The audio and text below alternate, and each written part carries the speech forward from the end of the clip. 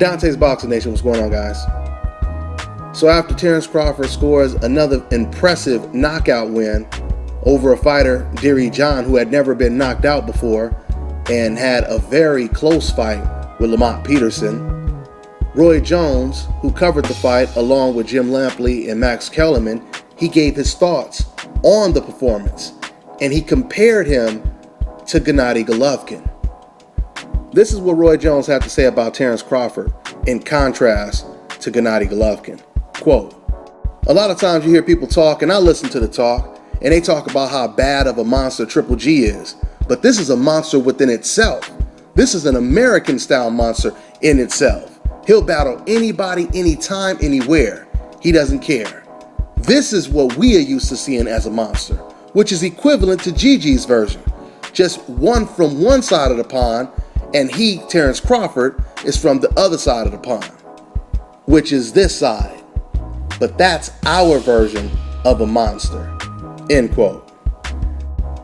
You know, you really have to commend Roy Jones for taking a stand when it comes to balancing out the commentary team when it comes to HBO, when it comes to Jim Lampley and Max Kellerman.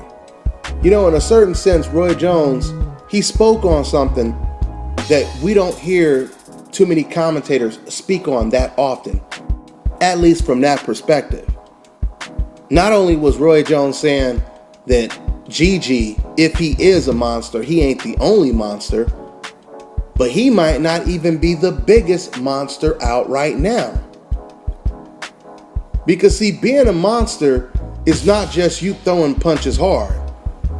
It also has a lot to do with your level of opposition. What type of fighters are you willing to fight to prove that you're the biggest, baddest monster in the sport? I mean, you heard what Roy Jones said about Terrence Crawford. He said that Terrence Crawford is willing to fight anybody, anytime, anywhere. That's what you call a monster. So far, Gennady Golovkin, who is one of the best fighters in the world, he is the best middleweight in the world, no doubt about that. But let's just be realistic. The best fighter in the world, pound for pound, Andre Ward, called out Golovkin after Golovkin said that he would move up and fight Carl Froch and Julio Cesar Chavez Jr., and Golovkin, he turned down the fight. Edeslani Lara, who fights at 154, was willing to move up to 160 and fight Gennady Golovkin. But Golovkin, he turned down that fight. And at the same time, he wants to fight Canelo Alvarez, but he says Canelo Alvarez has to come up to 160. He won't go down to 155 and fight Canelo. But you had Edeslani Lara, who was willing to move up to 160 and fight you. He turns down that fight, but then he goes and he fights Willie Monroe. So when people are using these words like monster, you really have to ask yourself, how much of a monster are you if you're not willing to fight against very good names? We're not talking about no-name guys, because there's always going to be some small guy calling you out, right? Like eventually there's going to be some small guys calling out Crawford. But when you have fighters with a name calling you out and they can help propel your career, why would you be turning those fights down? Okay? Now, that's one thing if you have two offers on the table and they're both big names and you say, I'm going to go ahead and fight this guy. That's a different situation. Okay? You can't blame a fighter for that. But when you have one name on the table and then one other guy who's not a name, and you pick the guy who doesn't have a name, that's when it becomes a problem. That's what we got with Golovkin when it comes to him either fighting Edeslani Lara, who just fought on pay-per-view and arguably beat Canelo Alvarez, or he could have fought Willie Monroe, someone that no one knew about. Now, what's so crazy is both Lara and Willie Monroe had the same type of style. They were both southpaw. They were both fighters that used foot movement in the ring. Only difference was Willie Monroe only has 6 knockouts. Okay? Now, speaking of the level of opposition, I want to go back to a conversation that Roy Jones and Max Kellerman had during the Terrence Crawford broadcast. Max Kellerman said during the fight that even though Terrence Crawford is good, he doesn't have that Gennady Golovkin type of power. And I just had a feeling Roy Jones was going to say, I disagree with you. And that's exactly what he said. Roy said, I disagree because I feel that he is just as strong as Golovkin in his own division. And he said on top of that, Terrence Crawford is fighting better competition than Golovkin was. Now, I think the point that Roy Jones was making when he said that is, of course, you can knock out people when the competition is not elite competition. But how does your power stand up when you're in the ring with a guy that is on the elite level, right? I mean, we always see undefeated prospects knocking out tomato cans as they move up in the rankings. Usually the better the competition gets, the less knockouts we see, right? Even with Floyd Mayweather. I mean, if you go all the way back to when Floyd Mayweather was like 8-0, 10-0, 12-0, he was knocking out everyone. People was talking about Floyd Mayweather's power, even though he was out of smaller weight class. But the point is, there's no doubt that Gennady Golovkin is a very hard puncher. But we won't really see that power tested, and we won't really see his skill level tested until he steps up in competition.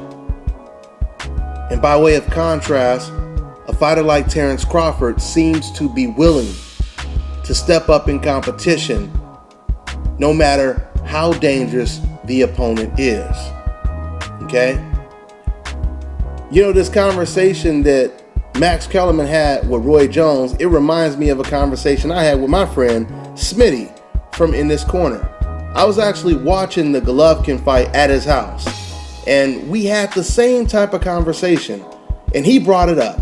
We were watching Roman Gonzalez fight, and all of a sudden he starts praising Gonzalez around like the third, fourth round, and he just starts comparing him to Floyd Mayweather. As we were watching the fight, we start off both giving Roman Gonzalez, a lot of praise.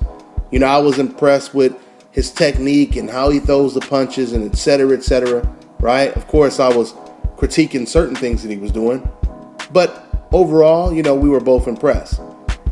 But it wasn't until he started comparing Gonzalez to Floyd Mayweather, that's when we started to have disagreements. Because he started to say, what I like about Gonzalez is unlike Floyd Mayweather, he throws a lot of punches and he's throwing them with bad intentions to knock you out, et cetera. I said, whoa, Smitty, you got to understand something. First of all, you can't compare Roman Gonzalez fighting Brian Valoria to Floyd Mayweather fighting against Manny Pacquiao, or vice versa, Manny Pacquiao fighting against Floyd Mayweather. I told him, I said, Roman Gonzalez is really good, but let's wait until he steps up in competition before we start comparing him to Floyd Mayweather. I mean, you know, a lot of times when fighters step up in competition, they don't throw as many punches anymore. Like Manny Pacquiao, for example, he's a volume puncher. But when he got in the ring with Floyd Mayweather, he was no longer a volume puncher, because intelligent fighters usually take away your best weapon, right? The great Julio Cesar Chavez Sr. was a volume puncher. When he got in the ring with Pernell Whitaker, he took away the volume punching because he forced Chavez to think about what he was doing, which is exactly what Mayweather did. He forced Manny Pacquiao to think about what he was doing. So it's easy to throw volume punches when you're in there with lesser competition. But can you still throw all those punches and still get the knockout when you fight against much better competition? So this is pretty much what I was telling Smitty. Now what's so funny is after I tell him this, the main event comes on, Golovkin versus Lemieux. And Golovkin, he proves exactly what I was telling Smitty in the first fight. We're all used to Golovkin fighting quote-unquote Mexican style, fighting on the inside, throwing 4 or 5 punch combinations, right? But all of a sudden, in this fight, he's throwing 1 jab at a time. He's throwing a jab and moving out the way, slipping punches. Why? Because depending on the level of opposition, it can easily alter the way you fight. So you can't compare Roman Gonzalez to a Floyd Mayweather until we see Roman Gonzalez in the ring with the same type of opponent that Floyd Mayweather is facing. Let's see Roman Gonzalez get in there with a Canelo type of opponent, meaning a guy who's 15, 20 pounds bigger than Roman Gonzalez, younger than him, just as naturally talented as he is. Let's see if he throws all of those punches then, right? Then I would say, yeah, you're right. That's the difference from him and Floyd Mayweather. But we can't gauge that by looking at him fight against Brian Valoria. We can't. Just like you can't compare Mayweather versus Manny Pacquiao to Canelo versus James Kirkland. Of course you're going to be in a more exciting fight if you're fighting against a shot fighter who has no defense at all. I mean, if you would have put Mayweather in there with Kirkland or Pacquiao in there with Kirkland, you would have got a very exciting fight. Styles make fights. And the reason why I referenced that Canelo versus Kirkland comparison, because of course following the Crawford versus John fight, they had the 2 days episode with Kirkland, with Canelo versus Kirkland. And they opened up the show talking about Floyd Mayweather and how that fight wasn't entertaining and this fight is going to be explosive. Yeah, you're fighting against James Kirkland. You're not fighting against Manny Pacquiao. You're fighting against James Kirkland. But anyway, I'm going to go ahead and end this video. That's all I got, guys. I'm on to the next one.